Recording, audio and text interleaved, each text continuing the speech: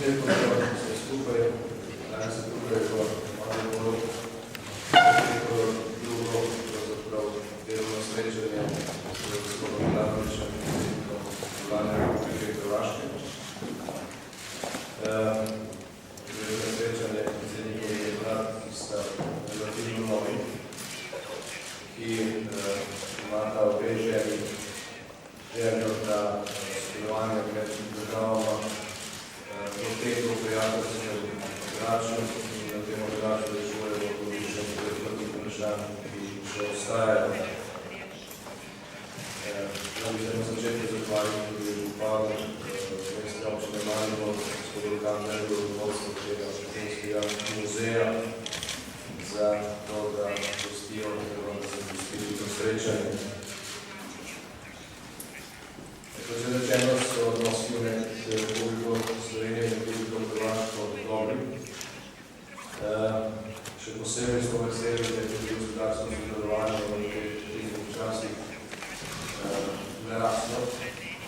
Kar pomeni, da obstaja možnost resne sinergije na tem področju, tudi v zaostrenih gospodarskih razmerah in da je to izjemno pomembna stvar.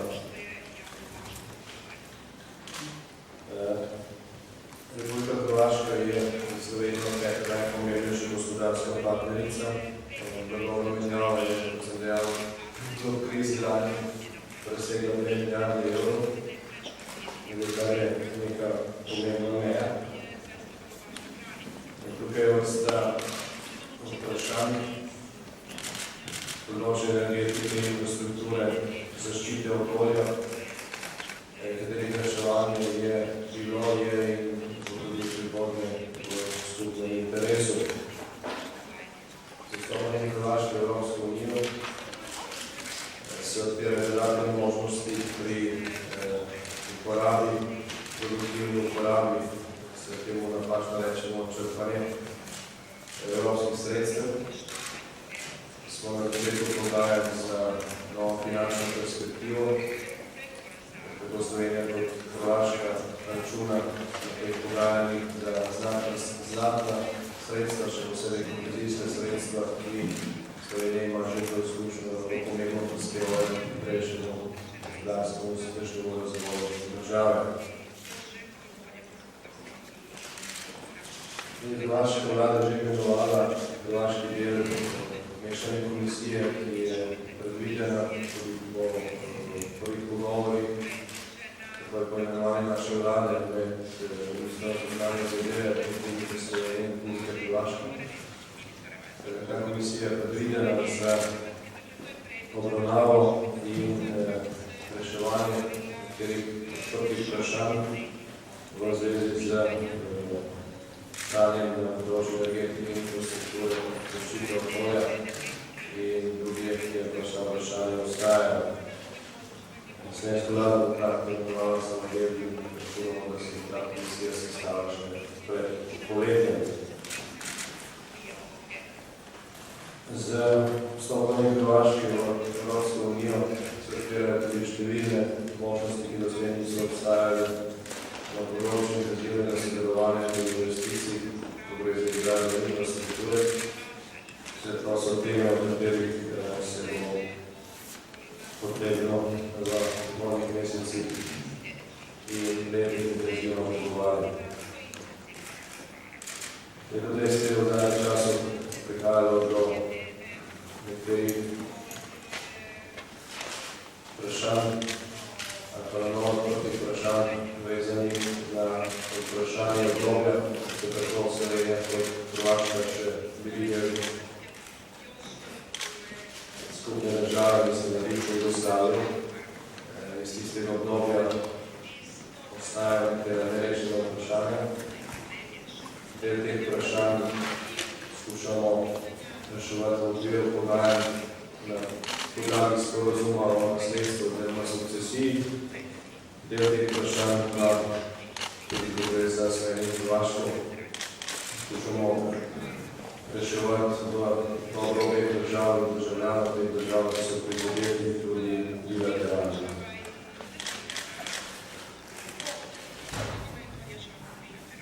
Zdaj, ko gre za vprašanje nekdanje podružnice Ljubljanske banke, oziroma morebitnih grožnje, ki iz tega naslova sledijo bilance Nove Ljubljanske banke, smo bili veseli zagotovila predsednika hrvaške vlade, da na tem področju vse ostaja tako, kot je bilo dogovorjeno v času, ko je Hrvaška zapirala poglavja v vstop v Evropsko unijo, tudi poglavja številka 4, da se tukaj ni spremenilo. Tudi naše strani smo dejali, da pač nova vlada spoštuje vse obveze, ki jih je dala prejšnja vlada in slovenski parlament, vezane na vprašanje reševanja meja in ostalih zadev. Zdaj, naše stališče je za vsa ta vprašanja. Tem pogovoru za tudi kolega gospod Milanović, predsednik hrvaške vlade.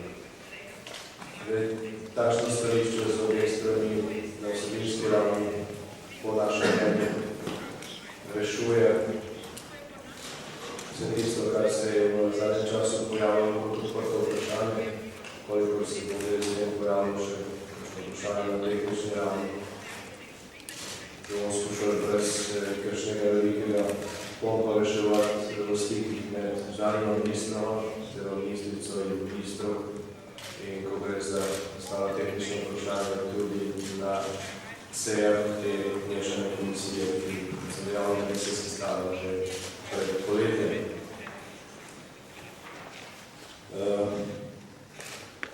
Zdaj mi smo ponovili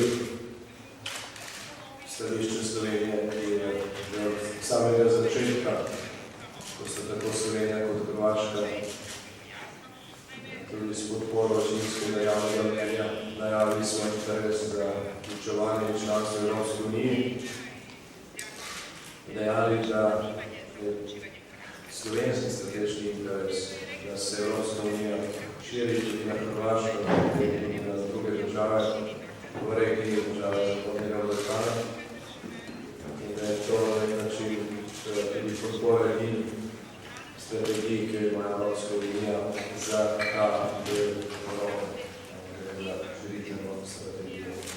V strateškem interesu teh držav je krepitev širitve Evropske unije, tudi v strateškem interesu Slovenije, ne nazadnje zaradi podatkov, ki se jih predovanja tudi gospodarskega in splošnega sodelovanja, da Hrvaška čim prej postane članica Evropske unije in tudi drugih evropskih integracij, ki smo še prej imeli.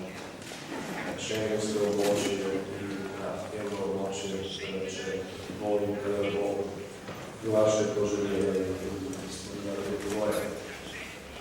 Potem se je zelo pomembno, da se držimo takih dogovorov in zavesov, kot je rečeno, da potrditev našega stališča je po mojem mnenju tudi nekaj, kar zapira večino teh, ki se v zadnjem času pojavljali v javnosti, oziroma na rečevalce.